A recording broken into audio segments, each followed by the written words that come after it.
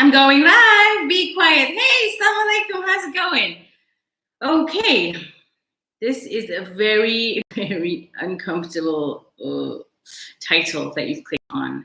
More so, what disturbs me is why have you clicked on it? Okay. First, let me start with when I was growing up, we would always, the culture that I grew up in fetishized the Arabic language. So what do I mean that the culture that I grew up in fetishized the Arabic language?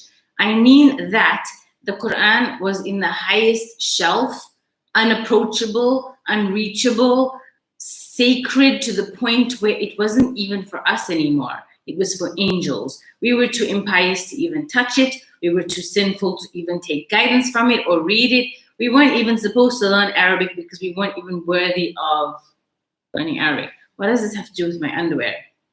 You'll find out soon enough. Just keep watching.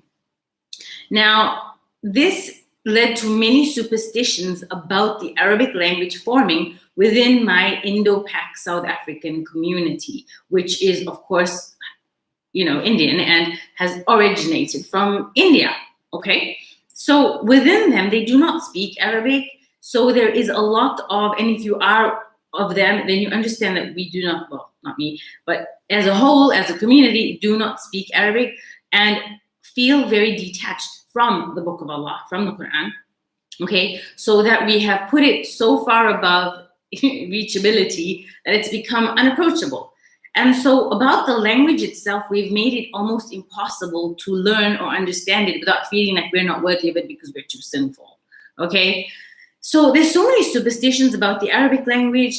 For example, how to wear it, how not to wear it, how to use it, how to put it in something called parelu pani, which is, water that has been preyed upon and used. So all of this has led people to, to take themselves away from the Arabic language and make it into some sort of ghost story about how we are so bad and so sinful that we cannot possibly, read it or learn it or basically, speak Arabic, let alone do anything else with it.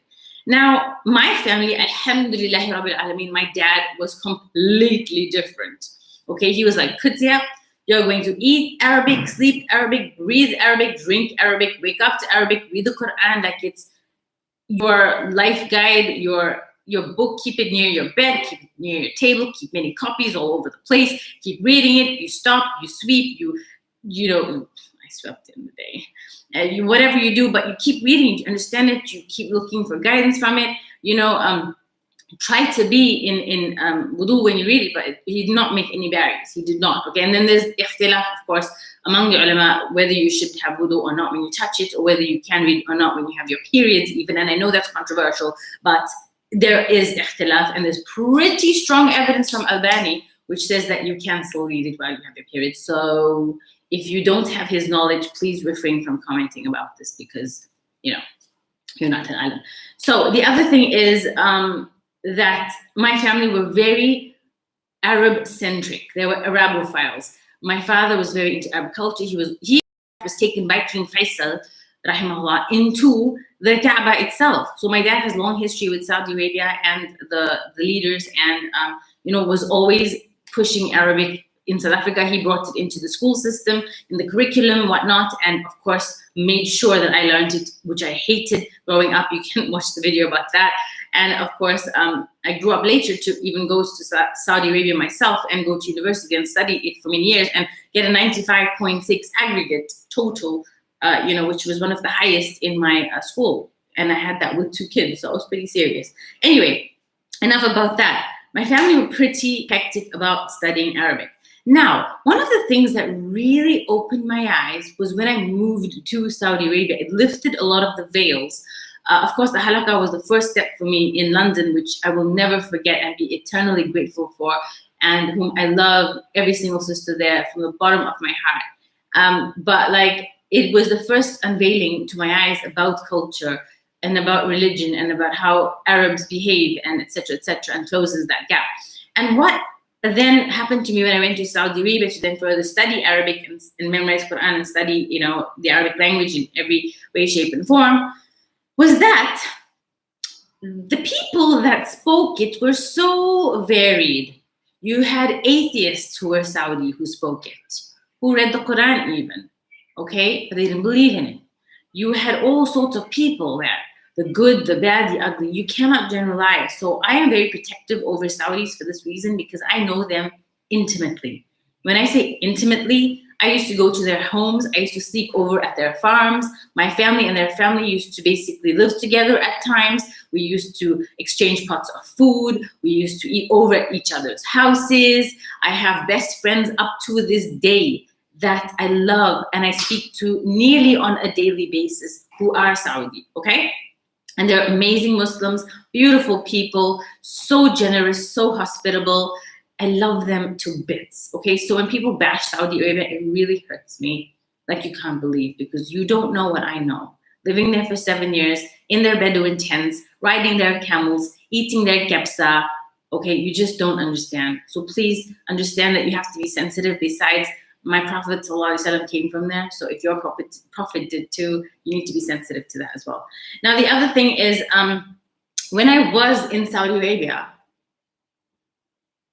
walking into the bathroom changed my whole perception of Arabic. Because my whole life, okay, I used to like wearing my name inscription in Arabic, pendants, Arabic, all of my clothes, which I still have. But there's a difference between Arabic as instruction and a living Arabic. And there's a difference between sacred Arabic texts, as in the Quranic Arabic, the Shari'i Arabic, the Arabic that is, divine and from Allah. Now that, of course, we cannot take into bathrooms, and we have to respect. But respect does not mean it put it so high you can't reach it. Let's get straight about something, okay? The second thing is, what I learned about Arabic was that it's on my underwear. Okay, I don't know if you can see this, but I'll try and zoom it right in. Can you see this? Okay, that's Arabic. So when I began to learn that Arabic was more than just a divine language, it was a living, breathing, instructional, functional, living language, it was a game changer for me. Because I then realized that we have put so many, we as non-Arabs, okay, have put so many barriers between us and Islam, between us and the religion, between us and the sacred texts, that we have fetishized it. We have fetishized Arabic to the point that we can't even learn it, and we make it unapproachable, unattainable, unreachable, not even human, not even for human consumption anymore. It's for the angels. It's so pious. It's so sacred. It's so amazing, okay? So I want you to think about all of these things when you want to learn Arabic, and the next time you criticize a person who has Arabic on their t-shirts or on their clothing, if it's not the Quranic Arabic, don't go off your rockers, because it is okay. It is a functional, living, breathing Arabic. That, what we've just seen on my underwear, is washing instructions. Washing instructions for my underwear. It's in the Arabic language. When I walk into a Saudi Arabian mall toilet, I see Arabic everywhere. Pantene, Saudi Arabia, Pantene Gulf, Tresemme hair products in advertisements, all in Arabic, in the toilet stall. Close the door, sit on the bog, on the loo, and you're staring at an Arabic advertisement. Arabic, Arabic, Arabic everywhere, okay? But it's not the Quranic Arabic. So we need to differentiate between Quranic Arabic and living, breathing, functional Arabic, which needs to be in every place, because it's actually how people communicate. Normal, everyday, living, breathing Arab and non-Arab. I am non-Arab, but I speak Arabic very fluently. I even dream in Arabic sometimes. Well, I used to a lot, not so much anymore since I've left Saudi, but it's a living, breathing Arabic. Let's not put so many barriers in front of it and us so that we can't reach it anymore, and we fetishize it to the point where, we don't really understand that it's actually something to be used and utilized in everyday life, and not just be read every Ramadan, which I hope you're not doing. I hope you're reading it every day, okay? May Allah make us strong and help us do that. So anyway, with that being said, you clicked on this title anyway. Welcome. I hope I've given you some inspirational knowledge about the Arabic language. If you did think that it was unapproachable, it's not. Do come and join me on my Arabic channel, and I hope that we can learn together. Okay, well, thank you so much for joining me. And bring the Quran down from the highest shelf. Assalamu alaikum.